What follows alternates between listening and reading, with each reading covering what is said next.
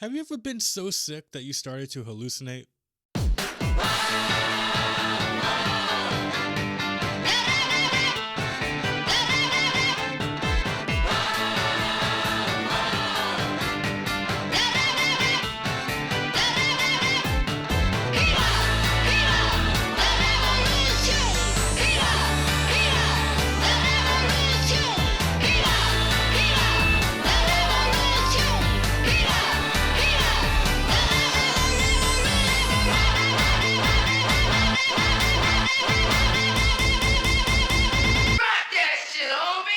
Oh yeah! This is happening! Okay, this just feels odd. It feels like I'm having a fever dream from the 90s. Alright, so Sonic's in Mario 64. Not sure how it happened, but we're just gonna roll with it. Walking into the castle, apparently Eggman has taken over, since all the emerald shards fell into the paintings when Knuckles shouted Master Emerald, cause he's here too. So I guess we gotta collect all 120 emerald shards in order to beat Eggman and in order to get on top of the castle to see someone special. Also, Wisp are here too for some reason. But hey, at least we don't have to Shazam each level we're in now. Starting off in Bob-omb Battlefield, we run into Tails, who actually mans the cannons for the friendly Bob-ombs while they're away. Just like in Vanilla 64, this stage sort of acts like a tutorial for Sonic's moveset. He can home and attack, ground pound, and even spin dash. Also, he can run stupidly fast. Pretty much any slope is just a suggestion for him, and this totally doesn't get abused in later levels. There really isn't too much to this stage though. We overthrow the king, race Metal Sonic, and take to the skies before heading to Cool Cool Mountain. This is probably one of my favorite stages in the game, and simply because of this giant Chao. The baby penguin has also been replaced with a baby Chao, and now I actually don't feel the psychopathic urge to chuck it off the side of the world. The biggest issue that I did encounter is how slippery the ice is. This comboed with supersonic speed really isn't a great combination. But we still managed to help out a headless snowman, do a bit of speedrun tech, and somehow managed to collect all red coins before this fever dream for Sonic turns into a bit of a nightmare. Yeah, a water level. I'm sure this is gonna go well. Oh shit! Okay, but in all seriousness, this stage wasn't that bad. Sonic can either run on the water or on the seafloor, which makes traveling around pretty easy. He can also bounce and swim, which isn't too bad either. The biggest issue we do run into is running out of air while in Mario health mode. So, there are two options for health in the game. The first one is your standard Mario health gauge. This one behaves as the one in Vanilla 64 and lets you take multiple hits. Then there's Sonic health mode, where you can only survive taking damage if you have rings. This one makes the levels a bit harder, but it comes with the benefit of allowing you to stay underwater for a longer period of time. Now, there really isn't much else to say about the stage, except that it's just a teaser for what the other water stages will be like. So we do another speedrun tech for the Emerald and decide to check out the slide level. What's tight about the slide level is that Sonic doesn't even have to slide.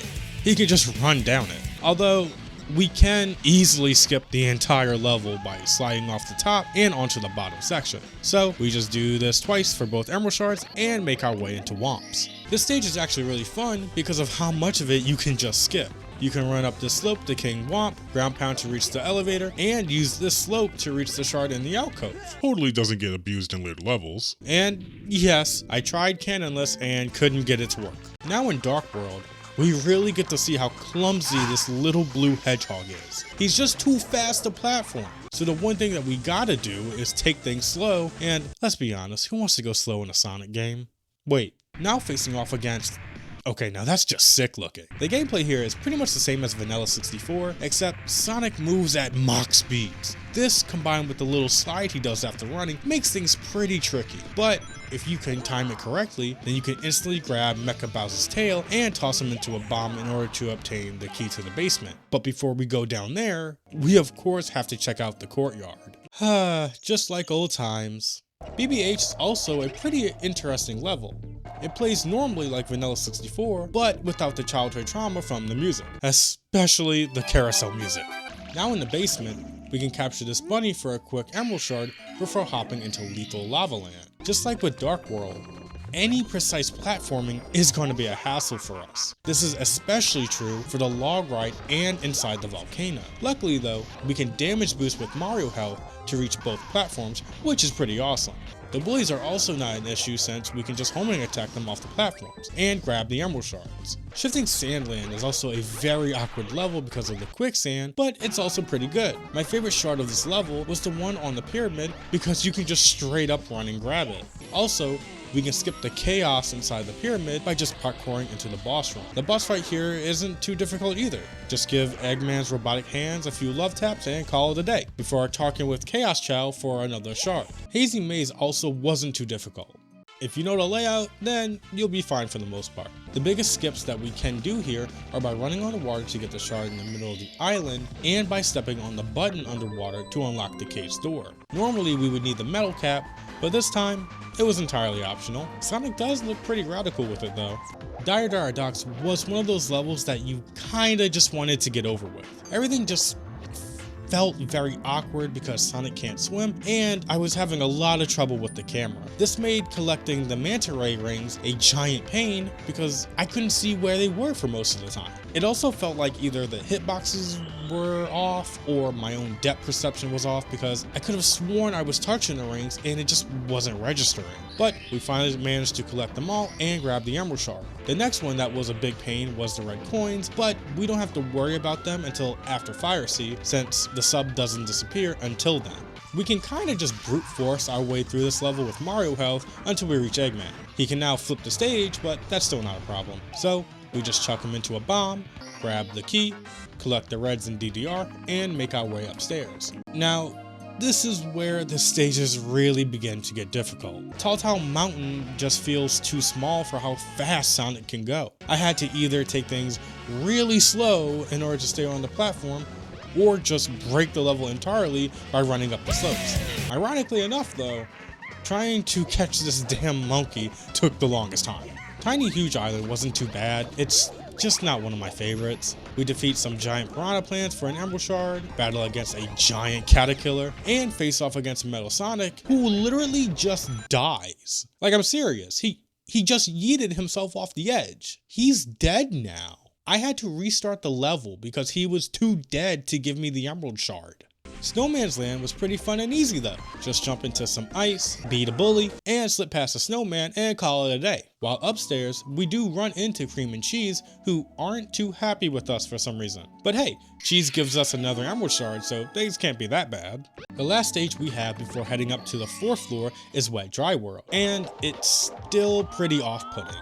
I mean, the music here is definitely a bop, but the atmosphere is still unnerving. We can dodge the Eggman mech to grab an emerald shard before parkouring to grab another one. In order to reach the town, we have to swim underwater, which is nearly impossible while in Mario health. So we just switch to Sonic's health and collect a few emerald shards before getting the hell out of here. Now on the final floor of the castle, the last 3 areas are by far the most infuriating ones. Winged Sonic in the Sky is just in general a tough level because, come on, have you seen a hedgehog fly successfully before? And after each failed attempt, you have to re-enter the castle and walk all the way back up before trying again. Rainbow Ride is just a tough platforming stage. There's a lot of areas to fall from, plus this damn carpet is so slow. Ugh, I hate waiting in these sections. Also, this timer for these platforms felt way too short. And speaking of time, we have the level, the myth, the legend. Tick-tock, oh Jesus.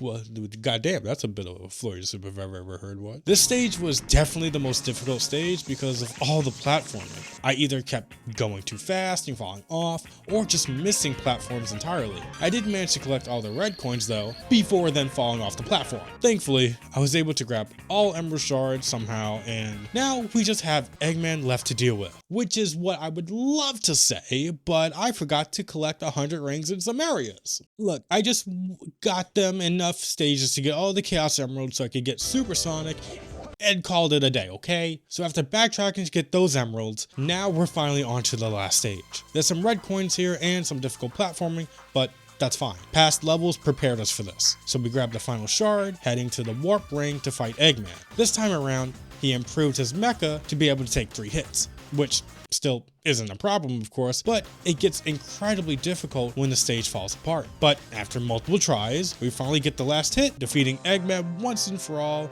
grabbing the Master Emerald, and flying off into the sunset. The ending cutscene shows us talking to Takal before transitioning to the credits of the game. Massive shout out to Gamebun and Thodds for this hack. Seriously, there's so much content here that it's hard not to call it its own game. And with all the emerald shards collected,